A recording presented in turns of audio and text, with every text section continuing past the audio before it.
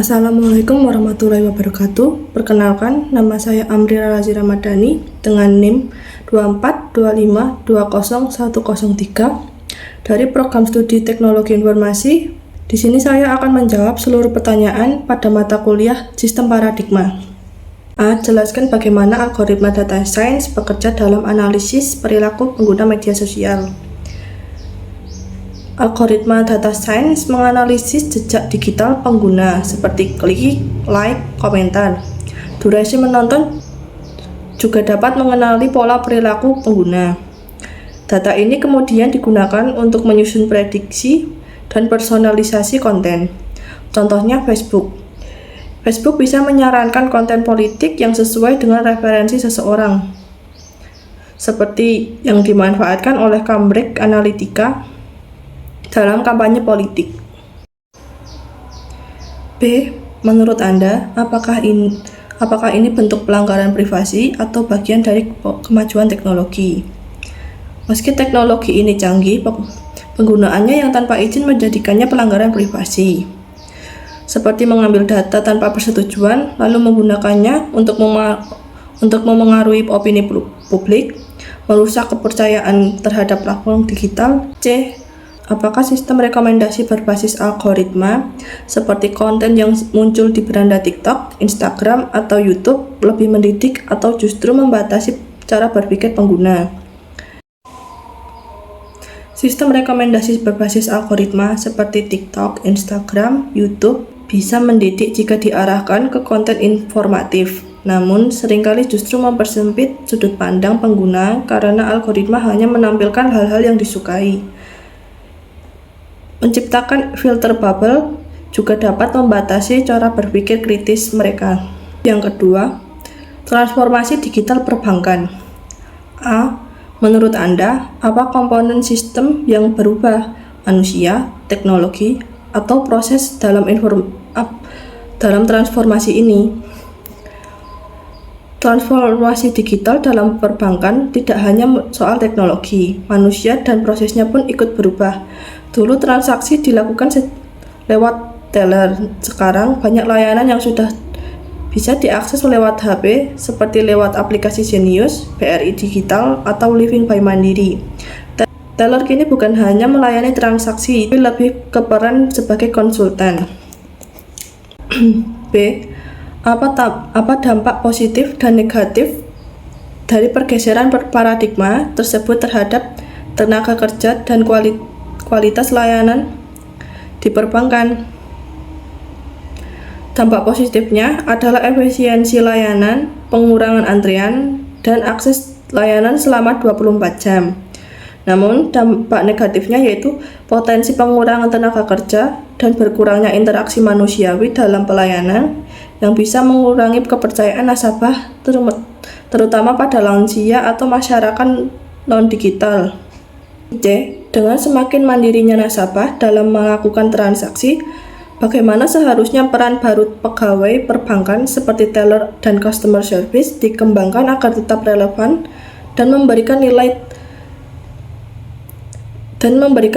tambah dalam ekosistem perbankan digital. Teller dan customer service dapat melakukan edukator digital dan penasihat keuangan. Mereka perlu dilatih untuk mengajarkan nasabah menggunakan layanan digital serta memberikan saran finansial. Yang ketiga, A. Apakah lupa mengunci loker itu mirip seperti pengguna yang tidak berhati-hati saat memakai komputer? Contohnya tidak memakai antivirus, pakai password lemah sehingga mudah dihack, atau klik link sembarangan atau tidak sengaja. Lupa mengunci loker sama seperti pengguna yang tidak memasang antivirus atau pakai password yang lemah. Keduanya menunjukkan kurangnya kesadaran terhadap keamanan.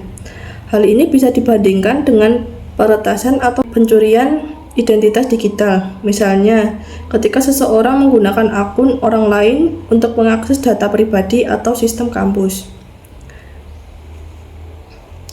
B.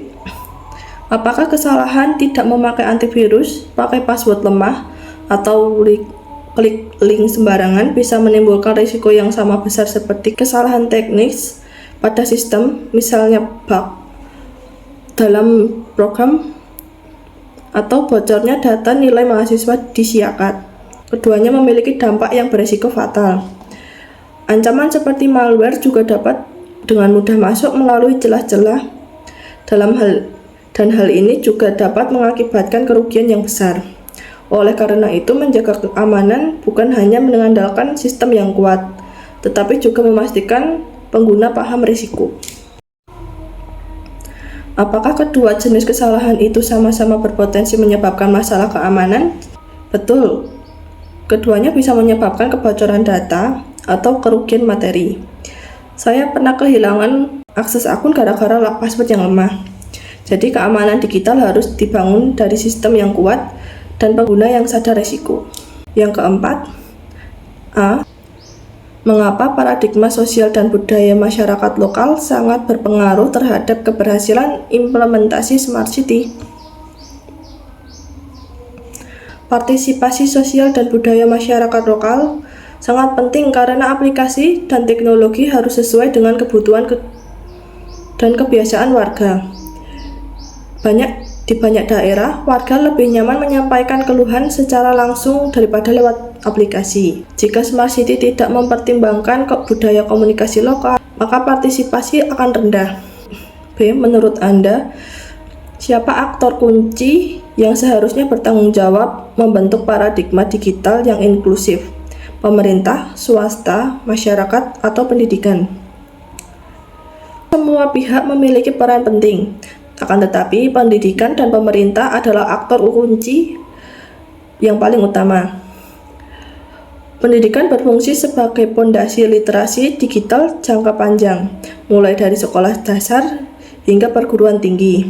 Sementara pemerintah, sebagai penyedia layanan publik, bertanggung jawab memastikan akses digital yang merata dan ramah untuk pengguna. Berikut adalah referensi dari jawaban yang telah saya sampaikan.